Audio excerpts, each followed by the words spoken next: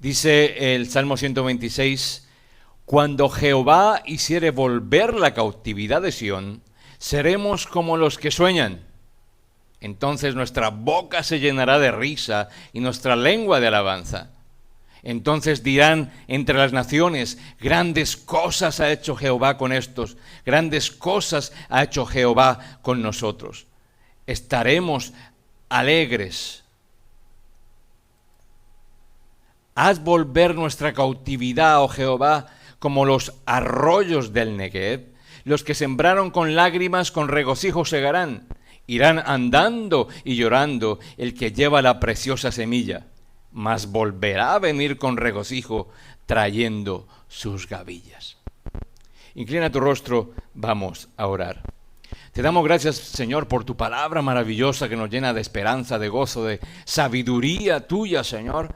Permite que podamos atesorar esta palabra, Padre eterno, en nuestros corazones, en nuestras mentes, pero sobre todo hacerla práctica, hacer la obra en nosotros, Señor, pues tu palabra es viva y eficaz, Padre eterno.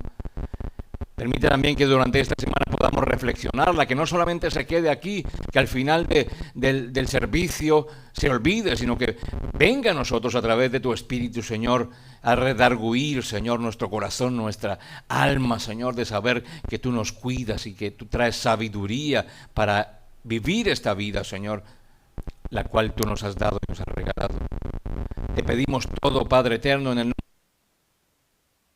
Amén y amén. ¿Puede usted tomar asiento, mi amado hermano, dando gloria a Dios?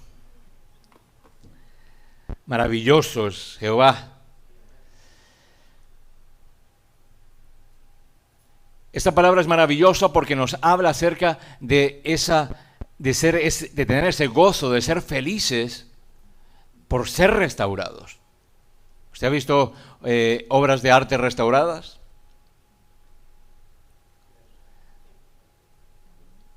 Obras antiquísimas. Si usted ha visto algún programa de televisión, pueden ser obras tanto de pintura como de escultura o de cualquier otra modalidad que ya llevan siglos, pero hay personas que son expertas en reparar. A lo mejor a unas estatuas de aquellas romanas se le cayó el dedo, lo restauran, lo vuelven a hacer nuevamente para que quede como si fuera nuevo. O las pinturas que han sido ya por el paso del tiempo, tienen un velo negro, entonces con mucho cuidado van borrando aquellas partes oscuras que tenía esa pintura y devuelven a traer ese color y ese brillo y esa grandeza que en su momento, cuando fueron pintadas, pues tenían. Esa restauración la podemos comparar con esa restauración que el Señor hace en nuestra vida. Venimos con un pasado oscuro, mas el Señor, con su mejor amor, su mejor disposición, su gracia y su misericordia, viene a restaurarnos para que nosotros tengamos una nueva apariencia que le agrade a Él primeramente. Y esta oración por la restauración que tiene este título de este Salmo 126 tiene que ver con ese maravilloso poder de Dios en nuestra vida. Y dice que hay un trasfondo histórico en este salmo maravilloso. Y dice que después de la muerte del rey Salomón, en el 931 antes de Jesucristo, pues el reino de Israel se dividió en 10 tribus al norte, que se llamó Israel, y 2 tribus al sur, de lo cual es Judá. Y nos dice que durante ese tiempo, durante ese trasfondo histórico, pues durante 208 años, usted se imagina, el reino del norte se alejó de Dios. O sea, ese Israel. 208 años siendo idólatras. 208 años en los cuales no prestaban atención a Dios, no querían saber de Dios. ¿Y qué sucedió? Pues que Dios también, aunque su paciencia es grande, su magnificencia es grande, pues también hubo un juicio para ese pecado de la idolatría. Y dice que los asirios fueron como ese juicio de Dios para ese pueblo, pues le entregó a los asirios el pueblo de Israel. Los asirios lo invadieron Y dice que se llevaron a todos cautivos. Y lo peor es que nunca más regresaron. Terrible esa parte. Pero el reino de Judá, el sur, pues tenía una historia diferente, aunque también en una parte similar al reino del norte. Dice que continuó después de esto que sucedió con el pueblo del norte de Israel, 134 años después de la caída de Israel, y cayó también en la idolatría. Hubo un adulterio espiritual a cargo del rey babilonio Nabucodonosor, que también estuvo allí presente, estuvo conquistándoles. Y dice que Nabucodonosor se llevó todos los tesoros que había en esa ciudad, en Jerusalén. Dice que se llevó a los artesanos, que se llevó a los herreros. Imagínate, a toda la gente que tenía un arte. Sabes que los artesanos son los que muchas veces en aquellas situaciones, en aquellos pueblos antiguos y aún en algunos de este tiempo, son los que sostienen la economía. Son los que saben hacer arte, los que saben arreglar esto, lo otro, aquellos trabajos menores. Todo se lo llevó Nabucodonosor. Dice la palabra en 2 de Reyes 24, solo quedaron habitando en Jerusalén los pobres. Nabucodonosor arrasó con todo. Entonces, durante ese tiempo en que Nabucodonosor los mantuvo en cautiverio, que fueron alrededor de 70 años, pues el Señor comienza a liberar a su pueblo. Porque Él lo había dicho. Dice Jeremías 25:11, toda esta tierra será puesta en ruinas y en espanto, y servirán estas naciones al rey de Babilonia por 70 años. Eso dijo el Señor. ¿Por qué? Por la idolatría, por darle la espalda a ese ser maravilloso que es Dios, que les había cuidado por tanto tiempo. Mas había una determinación del Señor, 70 años por los cuales han de estar de cautiverio. Pero como sabemos que Dios no se queda simplemente allí, sino que hay gracia, que hay misericordia del Señor, pues también les prometió que pasado ese tiempo, esos 70 años, pues vendría un nuevo tiempo. Ese tiempo de castigo lo regresaría a su lugar, o sea que se terminaría. Y dice Jeremías 29:10, porque así dijo Jehová, cuando en Babilonia se cumplan los 70 años, yo os visitaré y despertaré sobre vosotros mi buena palabra para haceros volver a este lugar. Nos habla de un tiempo oscuro, de un tiempo en el cual había una opresión por parte de Nabucodonosor. Había un momento en el cual todo era controlado por aquel rey y en el cual me imagino que la vida sería un sinvivir, como se dice popularmente.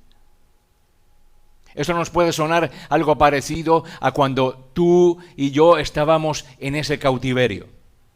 En ese cautiverio del pecado. Aún tenemos algunos resquemores, algunas cosas que nos impiden totalmente ser restaurados, mas seremos restaurados en un momento. Y usted sabe cuál momento, y más adelante lo diremos. Pero el Señor nos trajo de un lugar, de un cautiverio, de una oscuridad, de un sometimiento, de un yugo, y nos trajo a un tiempo nuevo. Pero ese tiempo nuevo, mi amado hermano, no es para simplemente quedarnos de brazos cruzados y decir, qué bueno es el Señor. Gracias, ahora estoy mejor que antes. Soy cristiano y vengo del pecado, vengo a la luz. Qué bueno, Señor, gracias.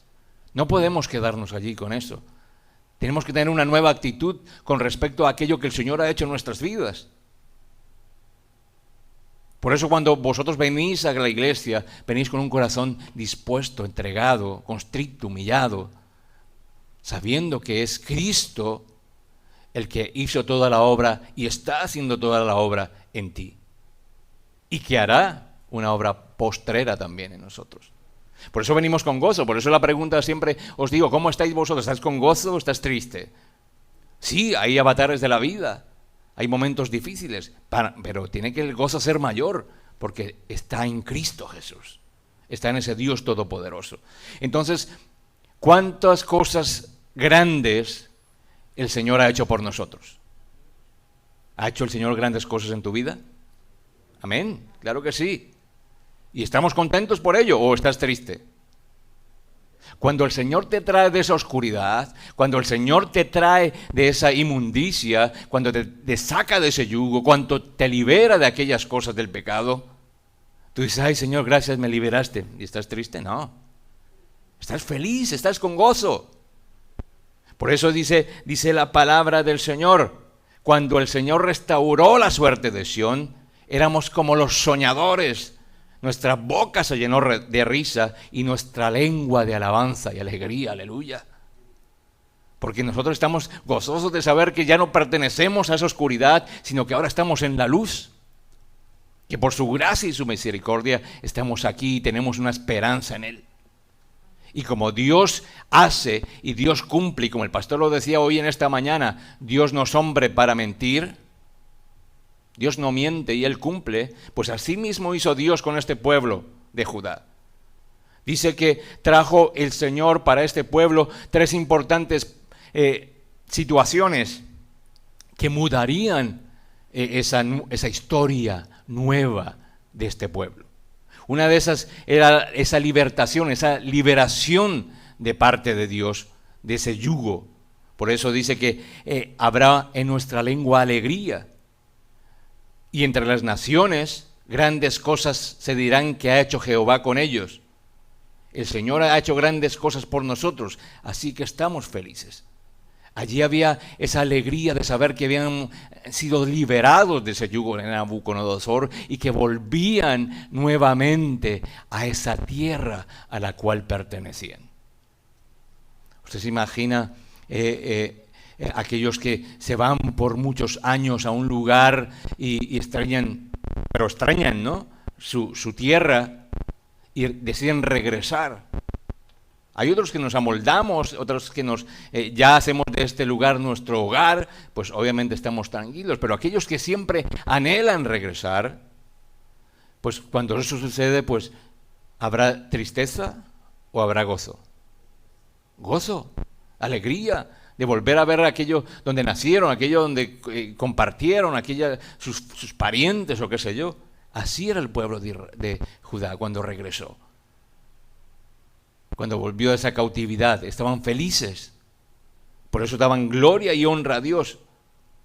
Dice que durante toda la historia de la humanidad, ninguna nación se ha reconstruido después de estar 50 o 60 años lejos de su tierra. Pero una excepción es Israel. Fue restituida, fue cambiada, fue reconstruida.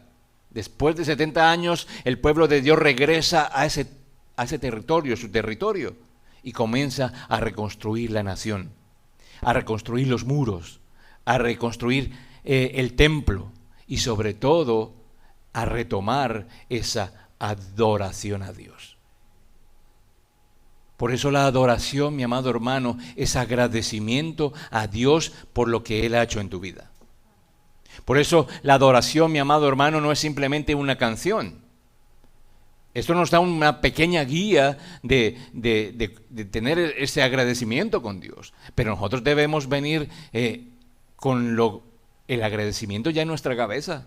Cuando entramos aquí, Señor, yo voy a los atrios de tu iglesia a darte la gloria y la honra por todo lo que estás haciendo y lo has hecho en mi vida. Porque si decimos grandes cosas ha hecho el Señor en mi vida, como todos vosotros lo habéis dicho, pues al entrar por esta puerta estamos con nuestro agradecimiento en nuestra boca. Nuestra alabanza, nuestra adoración está en nuestros labios, porque decimos, Señor, simplemente por el estar hoy aquí en pie frente a ti, Señor, en este lugar congregado, ya es una ganancia. Y eso se debe a ti, Señor. No me has recogido todavía, aún estoy aquí, me has salvado de accidentes, me has salvado de enfermedades, me has salvado del COVID, de todas aquellas cosas. Ahí está nuestro agradecimiento. Gracias, Padre Eterno, porque a pesar de todas las situaciones altibajos que pueda tener mi vida, estoy en este país que me da la oportunidad de crecer, de trabajar, de hacer, de poder congregarme libremente para adorarte. Hay tantas cosas que nosotros tenemos para darle gracias a Dios. Entonces, este pueblo también lo tenía, había sido liberado de ese yugo de Nabucodonosor, de ese yugo del pecado, de ese yugo de no saber pertenecer a esa tierra. Es cuando te imponen cosas que a ti no te pertenecen. Y fueron liberados. Entonces, después de tanto sufrimiento de la esclavitud de Babilonia, pues Dios trae de vuelta a su pueblo. Por eso es un momento de gran alegría, cuando volvieron a pisar su tierra. El Señor no solo los libró, sino que también restauró aquello que habían perdido, sus riquezas. Devolvió a ellos todo lo que habían perdido a causa de sus pecados. Hubo esa restauración. Cuando nosotros venimos a Cristo, mi amado hermano, somos restaurados. Y todas aquellas cosas que habíamos perdido ahora son hechas nuevas, para la gloria y honra de Dios. Todas aquellas cosas que a través del pecado, a través de darle la espalda a Cristo, darle la espalda a Dios, pues nos habíamos perdido de tantas bendiciones y tanta provisión maravillosa que Dios tiene para nosotros. Porque siempre lo decimos, el Señor es mi proveedor, ¿no es verdad? El Señor es tu proveedor. Pero cuando estamos alejados de Él, cuando le damos la espalda, cuando no queremos saber que es nuestro Padre, cuando decidimos seguir las filosofías del mundo, estamos diciendo, no me importa tu provisión. Yo puedo, porque yo trabajo, porque yo soy muy inteligente, porque yo tengo mis maneras de hacerlo. Y proveo física y materialmente para mi casa. Pero cuando se llevan un golpe de narices, cuando pierden el trabajo, cuando, como en esta pandemia, cuánta gente no perdió el trabajo, dice, oh, ahora sí necesito de ese Dios maravilloso. Pues para recibir esas bendiciones, para recibir toda esa provisión maravillosa y grande que tiene un Dios sobrenatural y poderoso como es Jehová de los ejércitos, pues tenemos que ir a Él. Tenemos que volver a Él. Tenemos que ser rescatados. Tenemos que ser tirados de ese cautiverio en el cual lo desconocemos y venir a esa nueva tierra donde Él es Rey y Señor. Y cuando llegamos a esa tierra donde Él es Rey y Señor, pues nosotros estamos cubiertos por Él, estamos guardados por Él. Por eso le damos gloria y honra. Por eso le damos gracias. Entonces, fue un momento de gran alegría para ese pueblo. Es como aquel hijo pródigo que perdió todo. ¿Te recuerdas la parábola del hijo pródigo? Que perdió todo por causa de sus pecados. Es algo similar a esto. Ellos volvieron y el Señor los recibió con los brazos extendidos, así como el Señor nos recibe a nosotros también con los brazos extendidos, dándonos un chance, una oportunidad. Aún siendo malos, somos recibidos por el Señor y somos justificados por la sangre de Cristo. ¿Usted está triste por eso? No, estamos alegres, maravillados de ese amor tan grande que el Señor tiene por nosotros. Ese regreso fue sorprendente. Incluso las naciones vecinas dijeron, grandes cosas ha hecho el Señor por ellos. Las naciones enteras que estaban alrededor de Israel dijeron, wow, qué poderoso Dios tiene esa nación. Así tienen que decir aquellos que están a tu alrededor, wow, qué Dios tiene ese hombre, wow, qué Dios tiene esa mujer, wow, qué cambio tiene aquella persona que antes era así, que nadie la quería entender, nadie la quería conocer, nadie quería compartir, pero ahora todos están allí porque hay una luz que brilla en esa persona, hay algo que está allí que yo quiero saber que tiene ese hombre, que tiene ese joven, que tiene esa mujer, porque yo también lo quiero. Y ahí es cuando tú tienes que decir, no soy yo, es Cristo Jesús que vive en mí. Así se sorprenderán aquellos que nos vean. Por eso es tan importante el testimonio. Caemos, claro que sí, porque aún estamos en esta carne, tropezamos. Pero hay un objetivo claro, que es ir a buscar, ir a por el Señor totalmente. Buscarle con ahínco, con deseo, con ardor de saber que Él es tan maravilloso. Que Él cumple, que Él promete y que Él cumple, así como lo hizo con Israel. Ese regreso es como cuando Jesús nos libera de la esclavitud del pecado. Nuestros amigos, nuestros parientes, pues se quedan asombrados. En nuestra familia muchas veces nosotros dicen, mira, es tan diferente aquel padre, ya no es igual a como era antes. Ahora es más amoroso, es más atento, es más familiar.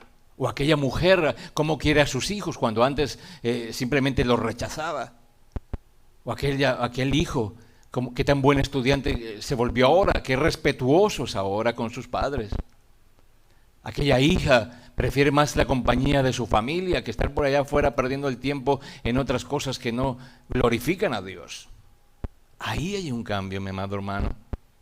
¿Por qué? Porque se ha sido liberado de la esclavitud del pecado, así como fue Israel. Dice Eclesiastés 3:14 y 1 Timoteo 4:4. Aleluya, todo lo que Dios hace es bueno y eterno. Por eso somos felices, aleluya. Todo lo que Dios hace es bueno y eterno. Por eso somos felices. Eso es maravilloso. Somos felices, por eso sí, hay situaciones complejas en nuestra vida, mas grandes cosas ha hecho el Señor con nosotros. Por eso estamos alegres. Y no solo los cambios de afuera en nuestra vida, sino nosotros mismos. Nosotros mismos podemos ver y testificar de las grandes cosas que ha hecho nuestro Dios. Por eso hace que siempre estemos alegres. Ese es el poder de Dios en nuestra vida. Pero también hay algo que el Señor quería enseñarles a este pueblo de Israel y también nos quiere enseñar a nosotros, y es la esperanza. Dice que haz volver nuestra cautividad, oh Jehová, como los arroyos del Negev. Esa es maravillosa, esa parte que está aquí. Haz volver nuestra cautividad, oh Jehová, como los arroyos del Negev. Y es tan maravillosa la palabra porque cada frase, cada verso tiene un poder tan maravilloso para alimentarnos. Ese es el pan de vida nuestro. Y allí, en esta parte de los arroyos del Negev, es algo tan importante que el salmista quería que se fuera entendida en toda su grandeza. El Negev, si usted no lo sabe, se lo cuento, es un desierto. Y en los desiertos, ¿qué es lo que más carece el desierto? Agua. En el desierto no hay agua. Pero el salmista dice, devuélvenos el bienestar como le devuelves al desierto sus arroyos. El Negev es el lugar más desértico que tiene Israel. Pero sin embargo, cuando llueve, se convierte en un jardín lleno de vida. Aleluya. ¿Se imagina ese desierto donde usted puede estar allí sediento, mas llega la lluvia y aquello se convierte en un paraíso? ¿Usted ha visto alguna fotografía de un oasis en medio del desierto? Yo me imagino que sí, a través de la televisión. Palmeras, alimentos, cocos, dátiles, agua, sombra. Eso es lo que provee el Señor, mi amado hermano, para nuestra vida. Cuando venimos caminando por un desierto, y ese desierto se refiere a que estamos en un pecado, si es que no estamos con Dios, si es que no le reconocemos a Él, hay un desierto por el cual estamos caminando. Mas cuando nosotros encontramos a Cristo, cuando el Dios Todopoderoso, Creador del cielo y de la tierra y todo lo que en ella está contenido, que es el universo entero, hace llover sobre ese desierto, pues allí ese desierto no vuelve a ser más desierto, no vuelve a haber más sed, porque hay agua y agua abundante, hay sombra y hay comida, hay alimento. Nosotros, mi amado hermano, recibimos esa gracia de Dios en nuestro momento, en este día, a través de su palabra. Recibimos el alimento que alimenta nuestro espíritu, porque nosotros somos cuerpo y espíritu. Y necesitamos alimentar nuestro espíritu, y ese pan maravilloso de la palabra es el que nos alimenta. No volvemos a tener sed porque reconocemos y conocemos a Cristo Jesús, que es nuestra fuente inagotable. Aleluya. Eso es lo que quería el salmista, que fuera entendido, la grandeza de Dios, que en el desierto pues fueran nuevamente llenos de agua. Haz volver nuestra cautividad, oh Jehová, como los arroyos del Negev, o sea, tráenos de vuelta.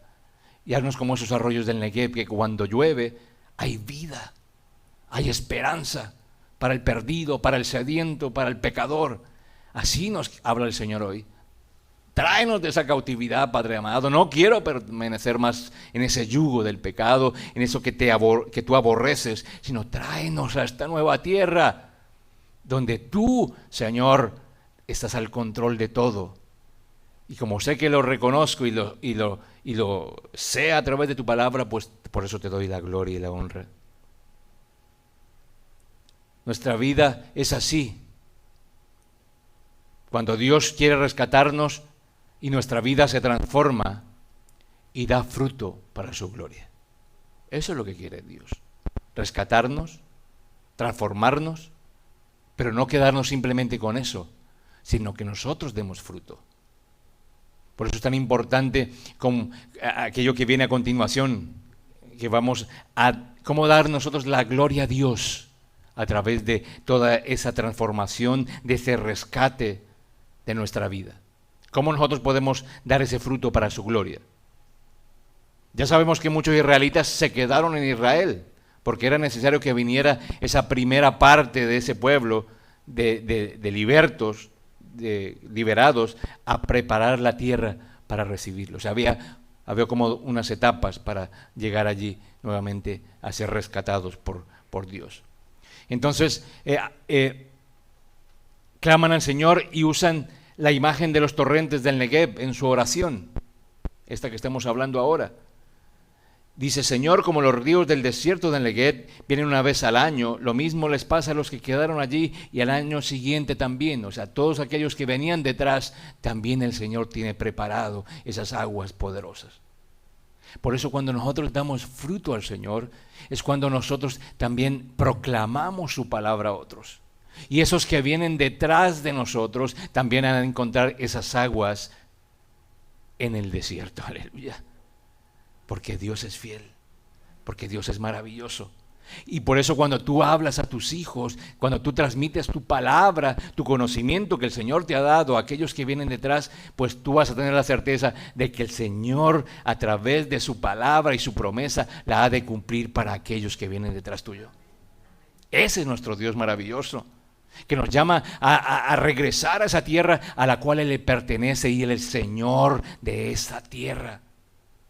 Él provee el agua, Él provee las palmeras, Él provee el desierto también, pero también tiene la respuesta para ello. Su esperanza no estaba en aquel rey sirio, en aquel Nabucodonosor, sino en el Señor que sus amigos y seres queridos también tenían, porque iban a ser liberados. Nuestra esperanza no está en el mundo, mi amado hermano.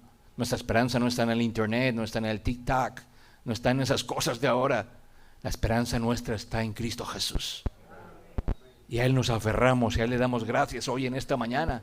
Por eso venimos, por eso nosotros somos traídos de esa oscuridad que es el mundo allá afuera, de toda esa influencia inmunda que está allá afuera, y somos traídos a la luz, a este lugar. ¿Por qué la luz es este lugar? Porque aquí se predica y se proclama la palabra de Dios. Por eso, cuando tú vienes de ese lugar, de allá fuera del mundo, lleno de filosofías contrarias a Dios, y vienes a este lugar a escuchar las buenas nuevas del Señor, pues tú no puedes salir de aquí, de este lugar igual.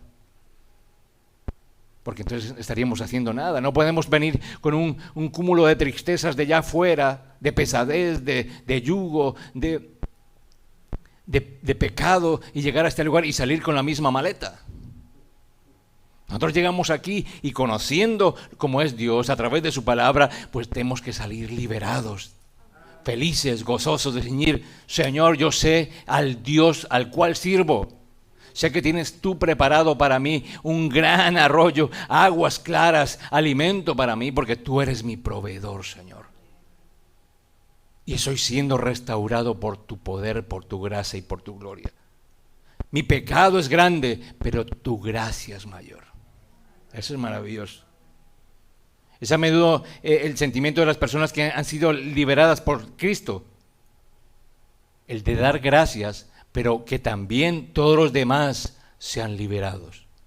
Allí hay una parte importante de esa semilla, de ese fruto que tú tienes que dar. Por eso cuando hablamos de esa semilla, cuando dice, irán andando llorando al que lleva la preciosa semilla. ¿Sí ves la palabra que dice aquí? Es cuando ¿cuál es la semilla que Dios quiere que nosotros entreguemos? Esta es la semilla, mi amado hermano. Esta es la semilla. ¿Cuántos de vosotros habéis ido a regar esa semilla, a entregar esa semilla y te han dado un portazo en la cara? ¿Cuántos te han rechazado? ¿Pero de qué me hablas? ¿Cuál Cristo? ¿Cuál Dios? ¿Qué poder? No me interesa. Y hay dolor allí. Irán andando y llorando al que lleva la preciosa semilla. Tú eres el que lleva esa preciosa semilla porque tú tienes una experiencia con Cristo, porque tú tienes una experiencia con Dios y sabes al Dios que sirves. Y llevas con amor esa semilla a aquel que no conoce de Dios. Y dice, mira esta maravillosa fuente inagotable de sabiduría que encontré. Me trajo agua y provisión y alimento para mi vida. Ya no soy igual. Quiero que tú la tengas también. Pero algunos te cierran la puerta, otros la recibirán. Pero el Señor conoce tus lágrimas, el Señor conoce tu esfuerzo y sabe de la capacidad que tú tienes para hacer su obra maravillosa aquí en la tierra. Entregar su palabra, la semilla. Por eso dice, mas volverán a venir con regocijo. Aquel que entregó su semilla, hizo su trabajo, volverá con regocijo. Porque es a Dios a quien nosotros servimos. Y ese Dios es el que nos da gozo y esperanza. Por eso es maravilloso, el Señor no se queda con nada. Cuando hablamos de gavillas, son aquellos montes o ramos de espigas que se juntan así como si fuera ¿cómo decirlo? Como un abanico, como un ramo de esta altura. Entonces vienen trayendo sus gavillas, todo aquello que fue cegado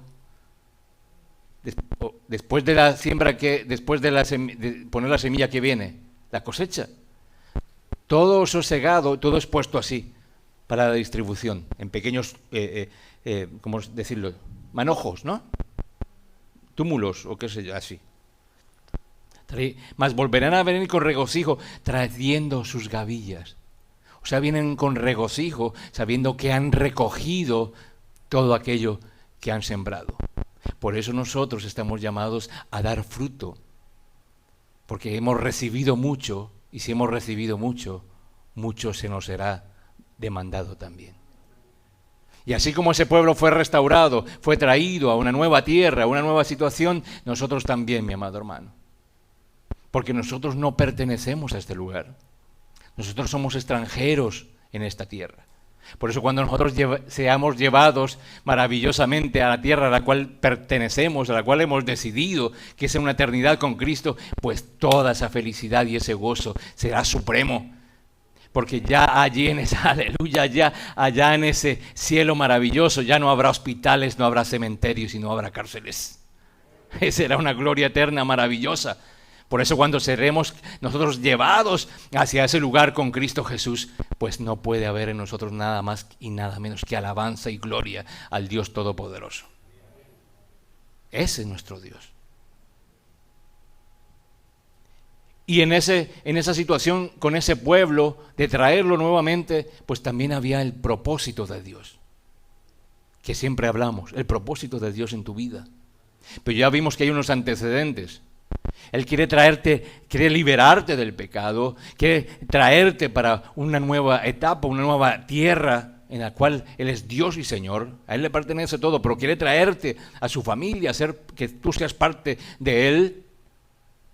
Y viene a traer esperanza para tu vida de saber que ya nada de aquello pasado vuelve a ti. Todo es pasado, lo nuevo hecho está. Hay un nuevo caminar. Y todo eso tiene que ver con el propósito de Dios. Por eso dice esto mismo. Lágrimas siembran, aquellos que con lágrimas siembran la preciosa semilla, con alegría cosecharán. Entonces ya vimos que el sembrar es la palabra de Dios. Tú la tienes allí. El recoger es todo ese fruto que ya viene después de la cosecha. Y eso es lo que quería hacer entender el salmista, que después de 70 años sin cultivo, la tierra cultivable de Israel estaba cubierta de vegetación. era necesario sacar árboles y malas hierbas, preparar el terreno y sembrar antes de la llegada del invierno. A lo mejor muchos de ellos ni siquiera tenían herramientas, recordemos que se lo habían llevado todo. A lo mejor tuvieron que usar sus manos para este trabajo, que era pesado. Y las lágrimas, me imagino, corrían a menudo por sus rostros. Pero rendirse para ese pueblo no era opción, mi amado hermano, ya que el año siguiente habría venir otro grupo que venía detrás y deberían estar ellos esa primera parte, estar preparados para alimentarlos aquellos que venían después. Así que ellos tenían que garantizar la comida a través de la siembra, de la cosecha, para que aquello que fue sembrado con lágrimas y oraciones pudiera redundar en un nuevo fruto y alimento para aquellos que venían detrás. Aquellos que vienen detrás tuyo, mi amado hermano, han de tener también un alimento tan maravilloso como el que tú recibiste en su momento, como el que tú estás recibiendo en este momento, la palabra del Señor. Y ellos a partir de ese momento, todo lo que están haciendo, pues adquiere un nuevo propósito. Vamos a ver la perspectiva. El Señor los trae una parte primero. Ellos preparan todo lo que tiene que ver con alimento, a reconstruir el templo, a reconstruir la ciudad, todo aquello que había sido destruido por Nabucodonosor, para que aquellos que vengan después, pues encuentren algo mejor. Pero todo ha sido provisto por Dios, todo ha sido planeado por Dios con un propósito. Por eso nosotros estamos llamados a no estar estáticos, sino a ser creyentes en acción. La fe es acción, mi amado hermano. Y cuando nosotros vamos y aplicamos y sabemos que la palabra es verdadera, que ese canon en el cual nos da unas medidas específicas con respecto a lo que Dios quiere en nuestra vida, pues nosotros descansamos en el Señor. Por eso no podemos venir de ese pasado en el cual había yugo y había esa situación tan contraria en nuestra vida y traerlo en este momento en el cual conocemos a Dios. No podemos seguir cargando esa misma maleta. Ay, Señor, ¿y esto que me pasó hace 50 años, 40, 30, 20? Ayer somos restaurados en el Señor por su amor y por su gracia y por su misericordia. Por eso el sufrimiento mismo cobra sentido, el sufrimiento es soportable cuando sufrimos por un propósito.